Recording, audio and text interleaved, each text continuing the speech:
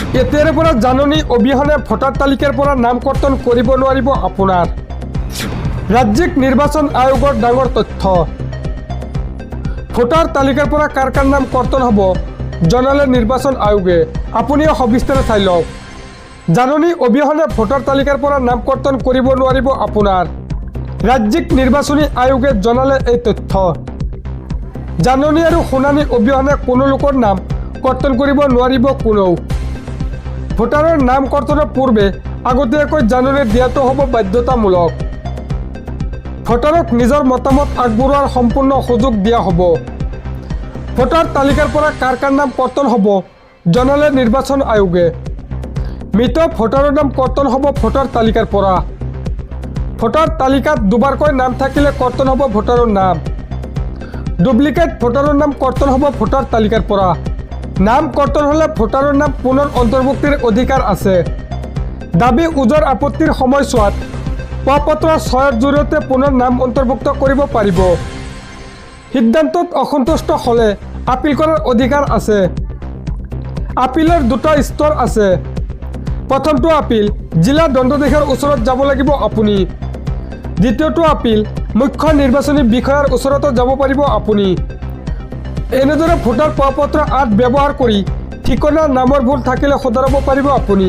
পৰৱৰ্তী খবৰ। বাংলাদেশী খেদিম বুলি কোৱা বিজেপিতে আছে বাংলাদেশী বিধায়ক। বাংলাদেশী খেদাটো বাদে দিয়ক, বাংলাদেশীক বিধায়ক পাতে বিজেপিয়ে। ঢেকিয়াজুলিত বিজেপিৰ বিৰুদ্ধে সৰব হৈছে কংগ্ৰেছৰ জ্যেষ্ঠ নেতা ৰিপুণ বৰা। সবিস্তাৰে চাওক। বাংলাদেশীক খেদিম বুলি কোৱা বিজেপিতে আছে বাংলাদেশী বিধায়ক। বাংলাদেশী খেদাটো বাদে দিয়ক, বাংলাদেশীক বিধায়ক পাতে বিজেপিয়ে। নিয়মমতে পদত্যাগ কৰিব লাগে নৰেন্দ্ৰ মোদী আৰু হিমন্ত বিশ্ব শৰ্মাই। অসমত বাংলাদেশীৰ সংখ্যা বাঢ়িছে যদি হিমন্ত বিশ্ব শৰ্মাৰ কাৰণেই বাঢ়িছে। এজন বিধায়কক নাগৰিকত্বৰ প্ৰমাণ বিচৰাটো দুৰ্ভাগ্যজনক কথা। বাংলাদেশীক খেদাৰ কথা কৈয়ে নিৰ্বাচনত জিকিছিল বিজেপি। 12 বছৰৰ পিছত সেই বিজেপিয়ে বাংলাদেশীকে বিধায়ক পাতিলে। কাৰ জৰিয়তে অসমত বাংলাদেশী সোমোৱাব বিচাৰিছে হিমন্ত বিশ্ব শৰ্মাই।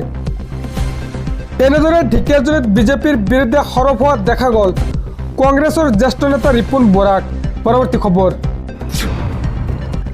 আকৌ পুনৰ বিশ্বত জোকাৰি যোৱা ভয়ংকৰ বিমান দুৰ্ঘটনা। দুৰ্ঘটনাত 8জনকৈ লোকৰ মৃত্যু হোৱাৰ খবৰ। দুৰ্ঘটনাত মৃত্যুমুখত পৰিছে বিমানখনত থকা সকলো যাত্ৰী। সবিস্তাৰে চাওক। পুনৰ বিশ্বত জোকাৰি যোৱা ভয়ংকৰ বিমান দুৰ্ঘটনা। ভয়ংকৰ বিমান দুৰ্ঘটনাত 8জনকৈ লোকৰ মৃত্যুৰ খবৰ। তুৰ্কীৰ ৰাজধানী আংকাৰাত সংঘটিত হৈছে এই ভয়ংকৰ দুৰ্ঘটনা। দুৰ্ঘটনাত মৃত্যুমুখত পৰিছে বিমানখনত থকা সকলো যাত্ৰী। বিমানখনত আছিল লিবিয়াৰ সামৰিক মুৰব্বী জেনেৰেল মহম্মদ আলী আহমেদ আল হাদ্দাদো। দুৰ্ঘটনাৰ পিছতে বন্ধ কৰি দিয়া হৈছে আংকাৰাৰ বিমানবন্দৰ। বিমানবন্দৰৰ পৰা উৰামাৰৰ পিছতে বিমানখনে হৈছিল সংযোগ বিচ্ছিন্ন। এনেদৰে আকৌ পুনৰ বিশ্বত জোকাৰি যোৱা ভয়ংকৰ বিমান দুৰ্ঘটনা। ভয়ংকৰ বিমান দুৰ্ঘটনাত 8জনকৈ লোকৰ মৃত্যু হোৱাৰ খবৰ।